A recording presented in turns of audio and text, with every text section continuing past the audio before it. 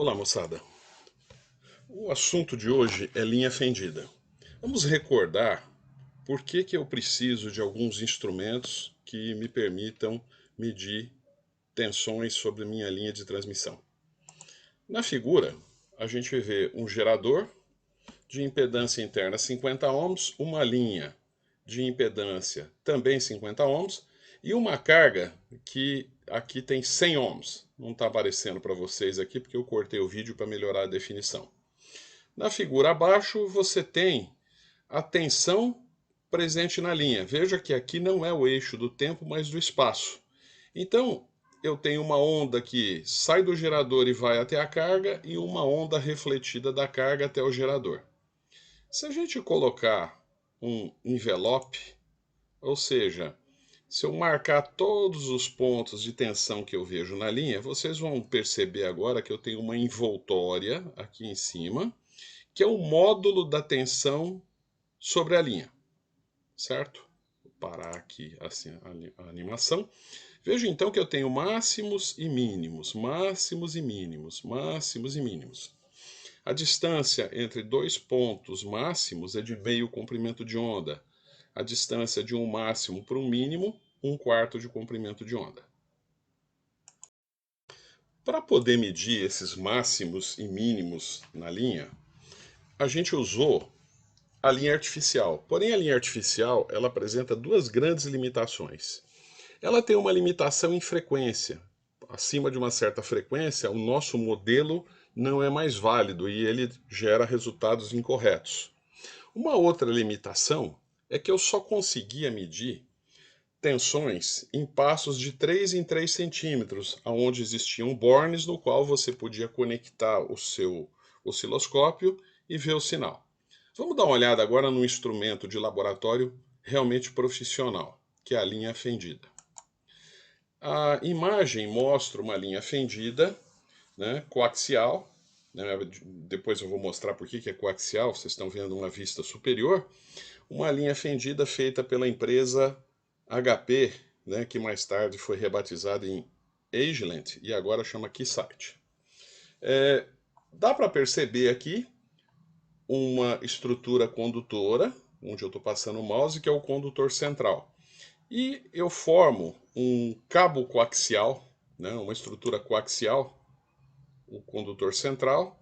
Aqui eu tenho a blindagem, né, onde o campo eletromagnético no interior desta linha coaxial é mostrado na forma de linhas de campo elétrico que vão de um condutor a outro de forma radial, como a gente já estudou lá em eletromag. E um campo magnético circundante, representado aqui por essas linhas tracejadas, né? Que a gente também calculou lá em eletromag pela lei de Ampère, né?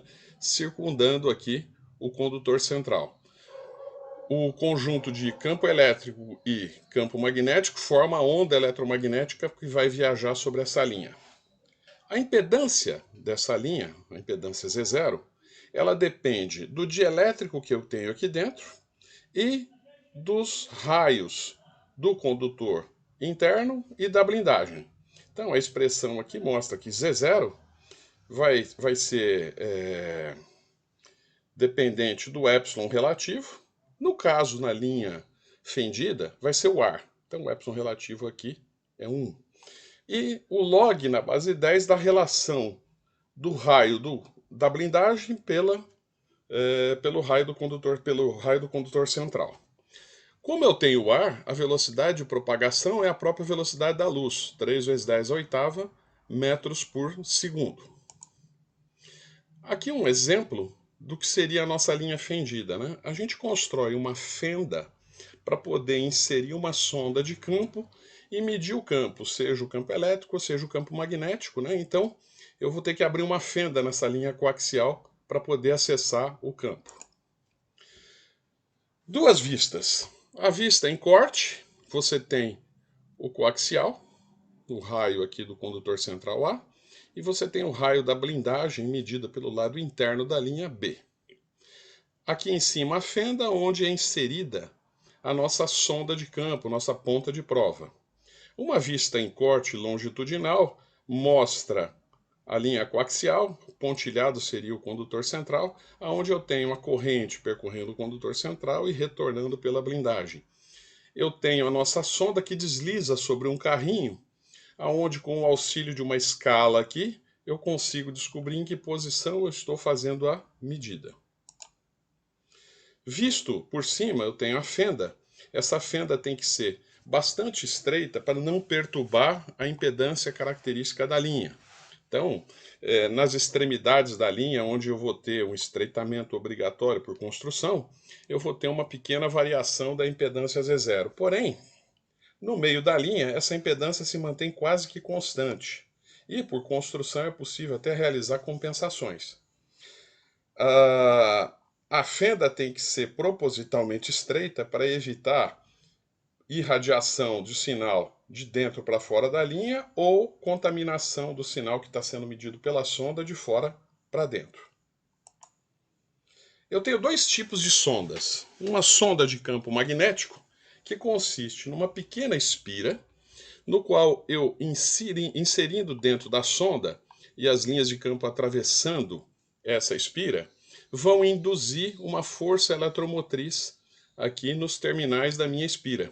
E eu vou medir essa força eletromotriz, essa tensão, e fazer uma conversão disso para campo. A sonda de campo elétrico é ainda mais simples. Consiste apenas de um pequeno condutor que vai ser mergulhado no meio do campo elétrico, paralelo às linhas de campo. O campo elétrico vai induzir correntes, né? E eu sou capaz de medir essas correntes. Os erros que eu tenho com esse tipo de instrumento. É evidente que quando eu mergulho a sonda, eu acabo por perturbar o próprio campo elétrico que está ali dentro, né? Fazendo com que ocorra um pequeno desvio da posição do máximo medido para o máximo real. Então, a sonda ela tem que ser muito pequena para evitar essa perturbação ou minimizar essa perturbação. Para isso, eu uso um toco de sintonia. Então, eu coloco um toco no medidor de tal maneira que a impedância da minha sonda seja mais alta possível, perturbando assim minimamente o campo que eu pretendo medir. Nós vamos fazer uma mudança agora no nosso experimento. Eu vou aplicar um curto-circuito, ou seja, a minha carga vai ter impedância nula, e eu vou observar a onda de corrente sobre a linha. Então, no instante que eu ligo o gerador, eu tenho uma corrente que vai ser incidente, ou seja, vai incidir na carga, do gerador para a carga. Como é um curto-circuito, ela vai ser devolvida da carga para o gerador, com igual amplitude, porém fase oposta, 180 graus, formando o nosso padrão de onda estacionária. Se eu traçar o envelope, eu vejo aqui o nosso padrão de onda estacionária com o seu máximo e o mínimo. O mínimo é uma corrente nula, conforme esperado. Aqui é a corrente máxima. Então, isso posto, vamos ver como é que a gente pode fazer as medidas usando a linha fendida. Para fazer essa medição, eu vou utilizar o nosso diodo detetor, tá? Eu tenho a sonda de campo elétrico mergulhada aqui, e quando o campo elétrico encostar na sonda, ele vai induzir uma corrente. Essa corrente passa para o diodo e vai circular no microamperímetro. A corrente do diodo é proporcional à tensão que eu vou ter devido ao campo elétrico. É proporcional na forma de um K, que é uma constante que depende do meu arranjo, depende do meu instrumento. Veja que essa proporcionalidade não é linear. Na verdade, ela é proporcional à tensão elevada a um expoente n, que a gente chama de índice do detetor. Tá? Por que a gente tem esse índice n? Porque a gente trabalha na região não linear do diodo, ou seja, na curva de joelho do diodo, onde eu tenho esse comportamento não linear. Então, o nosso experimento que foi visto na animação está aqui. Eu tenho no lugar da carga um curto-circuito.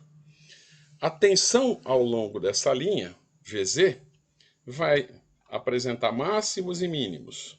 Né? Aqui um valor máximo, cosseno de beta z. Beta é uma característica de propagação da linha, z é a posição em que eu me encontro. A corrente que eu estou induzindo no diodo vai ser K, esse VZ aqui, ao quadrado.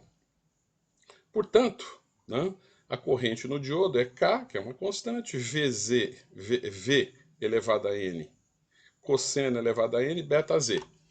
Eu mostrei para vocês exatamente aquela curva no simulador, onde eu tinha o ponto de máximo e um ponto de nulo para cá e um ponto de nulo para cá. Veja que a distância entre esses dois nulos é exatamente lambda sobre 2. Se eu medir a metade da corrente máxima, eu vou achar dois pontos, né, em torno do ponto que eu chamei de Z igual a zero, nas posições Z0 e menos Z0 da linha. Tá. Quando o ID é máximo, eu estou em Z igual a zero.